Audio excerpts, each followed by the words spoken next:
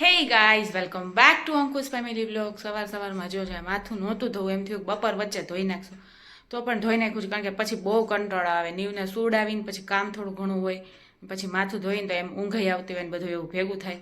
એટલે મેં કીધું અત્યારે ધોઈ જ નાખવું. અને હવે ખરેખર અમારા ઘરમાં હવે ઠંડી લાગે છે. અત્યાર સુધી વાંધો નહોતો, પણ હવે ઠંડી ફૂલ પડે છે. અને આપણું ઘર અત્યારે અસ્તવ્યસ્ત છે. રાત્રે જો કે હું નીવના બધા રમકડા લઈ લઉં, નીવ છે ને હવે ક્યાં ખાંચામાં રમકડા નાખે ને એનું કંઈ નક્કી જ નથી. એની બોટલને બધું જ પડ્યું છે. પણ રાત્રે બહુ થાકી ગયા હતા, એટલે બધું જો એમને મૂકીને સૂઈ ગયા હતા. કાલના કપડાં એમને લીધા નથી, કારણ કે થોડા ઘણા ભીના હતા. મેં કીધું રહેવા દઉં, તો આજ પર જો એ પણ લઈ લઈએ. તો એવા બધા કામ આપણે કરી નાખીએ અત્યારે સવારમાં પોરમાં. તો આપણે છે ને સૂટની ગોળી રેડી કરી દીધી છે, અને બધા જો એક એક ખાઈ લઈશું સવારમાં. આપણે છોડ છે ને ગામડેથી લાવ્યા હતા. જો આ પ્લાન્ટ કેટલો મસ્ત છે. તો આ છે ને 2 આપણે રોપા દીધા હતા, અને બહુ મોટા મોટા છે. અને હવે થાય ને તો સારું. આપણે ઓછું પાણી પાવાનું કીધું છે, તો આપણે 2 દિવસ પછી જો થોડું પાણી પાયું છે. અને આપણે મની પ્લાન્ટ પણ લઈ આવ્યા હતા, 2-3 ડાળખા હતા, તો જો આમાં વાવી દીધા છે. અને હવે આમાં મને વીમો જેવું લાગે છે, અને જો થાય ને તો સારું. તો જો આ છે ને લીફ, આ જે પાન છે ને એ પપુડું વળી ગયું છે. જો આ ખુલશે ને એટલે મતલબ સમજી લેવાનું કે આ થશે. અને થાય ને 1-2માંથી એક થાય ને તોય સારું. તો આપણા મોપમાં છે ને આ જે દંડો છે ને એમાં કેવું થાય છે, સ્પિન તો થાય છે. જો આવી રીતે કરીએ ને સ્પિન થાય છે, પણ સુકાતું ડ્રાય નથી થતું. પાણી છે ને નીચો વાતું જ નથી. તો શું પ્રોબ્લેમ છે ને એ મને કમેન્ટ જરૂર કરજો કે આમાં કઈ એવું મિસ્ટેક આવી ગઈ હોય કે એનાથી એવું થાય. અને આપણે ઓઇલિંગ તો કરી નાખ્યું છે, પણ તોય આજે થતું નથી. અને ઓગરા જેવા ને એવા પોતા પાણીવાળા થાય છે. ટૂંકમાં આમાં ડ્રાય જ નથી થતું. જો ફરે છે પણ ડ્રાય નથી થતું, આમ ગ્રીપ નથી આવતી.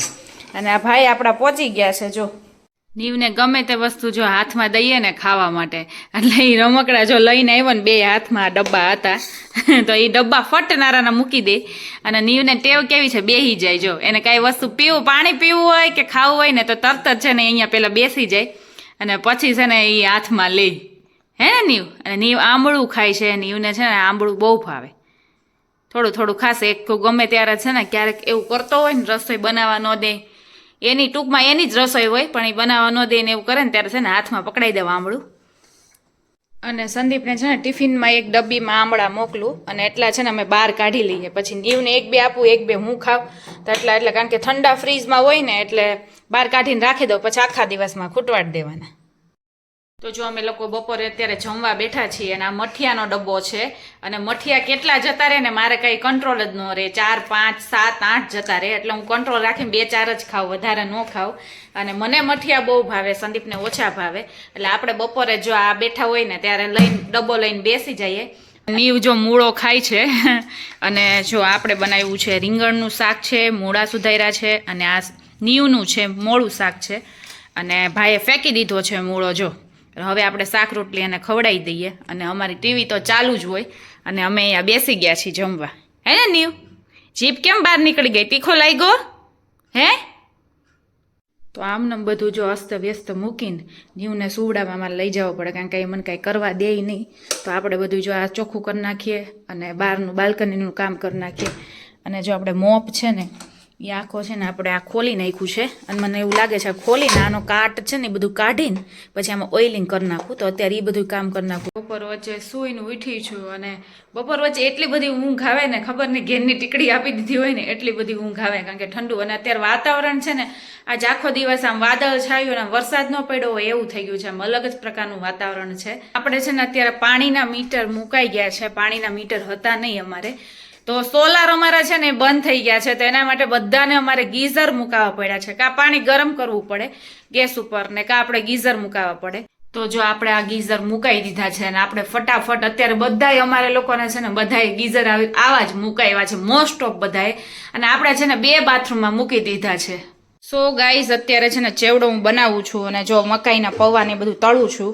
અને આ ભાઈ આવીને છે ને રમકડા ઓલી રૂમમાંથી લઈ આવે અને અહીંયા મૂકી જાય. જો કિચનમાં જ્યારે હોય ને ત્યારે કંઈક ને કંઈક નવું કામ કરે. અત્યારે જેટલા રમકડા હોય ને અહીંયા મૂકી જાય. મમ્મ ખાવું છે? લે, એને છે ને થોડીક વાર જે થળું ને એના હાથમાં પકડાવું છું ત્યારે ભાઈ રે એમ છે ને. એટલું જો એને ભૂકો કરી નાખ્યો છે નીચે, અને પાછો જાય અને ખાતો જાય, એક વસ્તુ લેતો જાય હાથમાં, અને છે ને ટીવી જોતો જાય. જો આ કામ કરે ત્યારે કામ થાય ભાઈનું. અહીંથી ચાલવાનું કામ કર્યા રાખશે.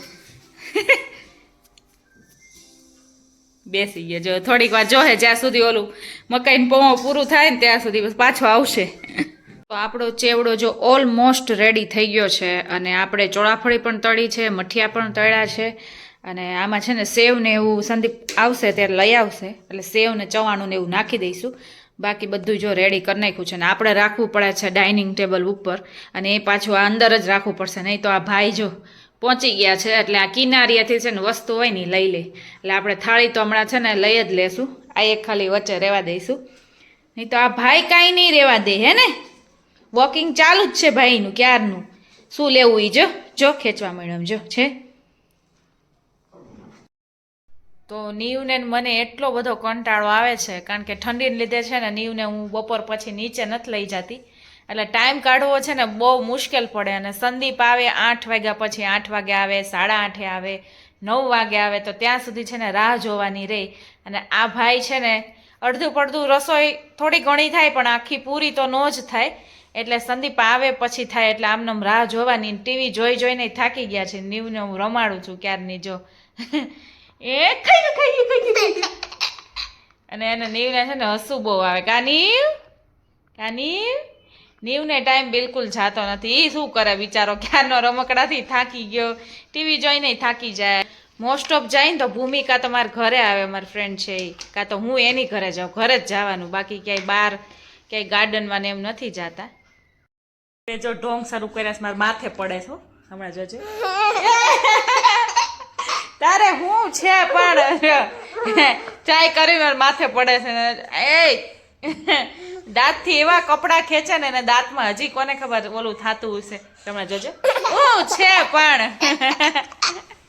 તો આપણે જો ગપગોલા બનાવવાના છે અત્યારે અને આ બધી વસ્તુ જો આમાં નાખવાની છે. જો મરચા છે, ડુંગળી છે, ગાજર છે, બીટ છે, ટમેટા છે, કોબી છે અને જો આટલી બધી કોથમીર નાખવાની છે.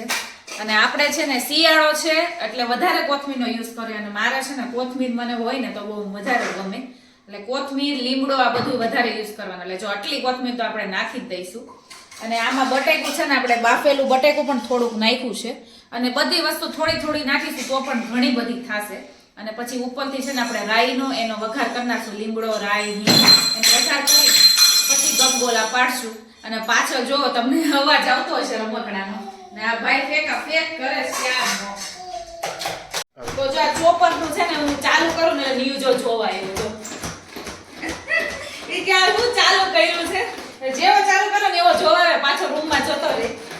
અને આ ચોપરમાં છે મને એવું લાગે મહેનત વધારે થતી હોય ને એવું લાગે છે. આમ આપણે આંગળીનો યુઝ ન થાય એટલે સારું, બાકી એમ થાય કેટલી વાર પ્રેસ કરી ત્યારે માંડ ઝીણું થાય, કેટલી વાર પ્રેસ કર્યું ત્યારે જો એટલું ઝીણું થયું.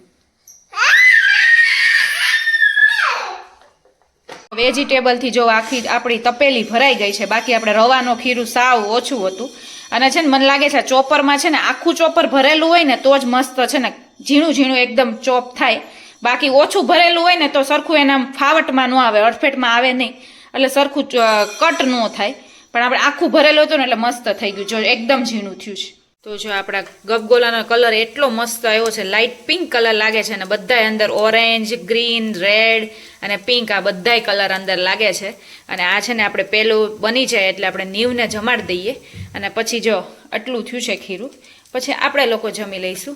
તો આપણે જો આ ચડવા મૂકી દીધું છે. આજે આખા દિવસમાં જો 2 વાર મશીન કર્યું છે. સવારે આપણે ઓછાડ નહીં ધોયું હતું અને અત્યારે જો કપડાં, કારણ કે નીવના કપડાં વધારે હતા ને એટલે પછી મશીન કરી નાખ્યું. તો આપણે અત્યારે સૂકવી દઈએ ને આજે છે ને પાછું વાતાવરણ એવું છે ને એટલે કંઈ સુકાતા નથી કપડાં એટલે મેં મોડું મશીન કર્યું. મેં કીધું ઓલા કપડાં સુકાઈ જાય ને પછી કરું. તો અત્યારે આપણે સૂકવી દઈએ એટલે કાલ સુધીમાં સુકાઈ જાય. ઘોડિયા બેસવા આવ્યા છે જો કલ્પેશભાઈની. કેમ છે કલ્પેશભાઈ? કેમ છે તને ઈમાની? ઠંડી લાગી ને? અને જો નીવ છે ને એને આંટીનું જો પર્સ લઈને ક્યારનો ફરે છે ને એને મજા આવી ગઈ છે, ટાઈમ પાસ થાય છે એમાં. ક્યારનો અહીંથી આવી ફરે છે જો રાઉન્ડ ફરે ક્યારનું. નીવ એ નીવ બાય બાય કહીશ, બાય બાય, આવજો. કેવી આડું પણ. હા કાઢી દો એને. કાઢવા નહીં દે એને, નથી કાઢવું નથી ભાઈ, એને પ્રોબ્લેમ બીજો કંઈક છે.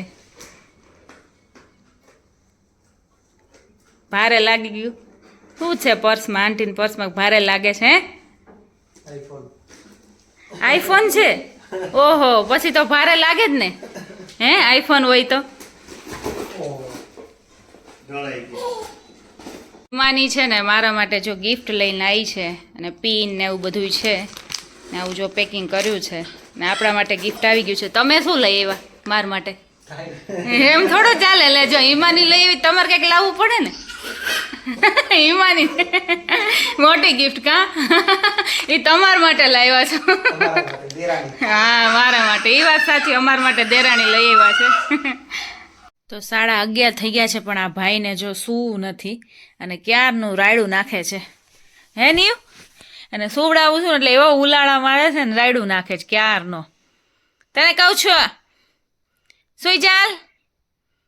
નીવો સુઈ જા.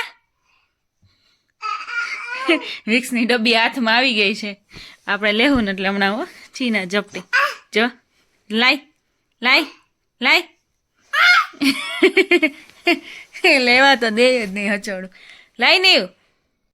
મેં જેવો મોબાઈલ ચાલુ કર્યો ને એવો જો નીવ બાજુમાં આવી ગયો છે, લપાઈને સૂઈ ગયો છે. અને તમારી બે કમેન્ટનો હું આન્સર આપી દઉં. પહેલી કમેન્ટ તમારી બહુ પહેલાં હતી કે તમે B12ની દવા પીવો છો તો એનાથી કાંઈ અસર થઈ છે કે નહીં? તો હા, એનાથી બહુ સારો ફેર પડ્યો છે. 95% મને પહેલાં બહુ જ પગ દુખતા, પણ હવે પગ એના લીધે દવા લેવાથી પગ નથી દુખતા, એટલે એની સારી ઇફેક્ટ થઈ છે. કારણ કે એ નોર્મલી આપણને ઘટતું જ હોય, દવાથી સારું થઈ ગયું છે. અને બીજી કમેન્ટ એ હતી કે તમે ઘણા લોકો એમ કે નીવને ટકો ક્યારે કરવાનો છે, ક્યારે કરવાનો છે? તો નીવને કરવાના છે, ને જ્યારે એને કરશું, હમણાં થોડાક ટાઈમ પછી કરવાના હતા, પણ પ્લાનમાં થોડોક ચેન્જીસ થાય કોઈ પણ રીઝનના લીધે, તો હમણાં થોડાક ટાઈમ પછી કરીશું જ, ત્યારે એનો છે ને ટકો થશે. એટલે એને 1.25 વર્ષે હોય તો 1.25 વર્ષ નીવને થઈ ગયા છે, તો હવે અમે ગમે ત્યારે કરીશું.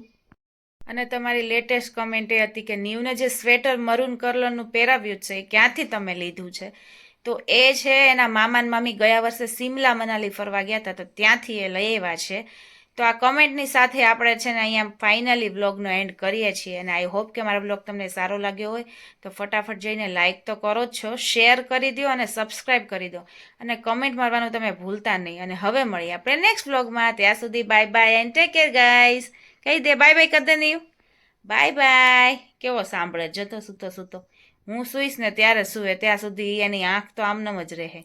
હવે ઘેરાય છે પણ એ સૂવાનું નામ નથી. તો બાય બાય ગાઈસ.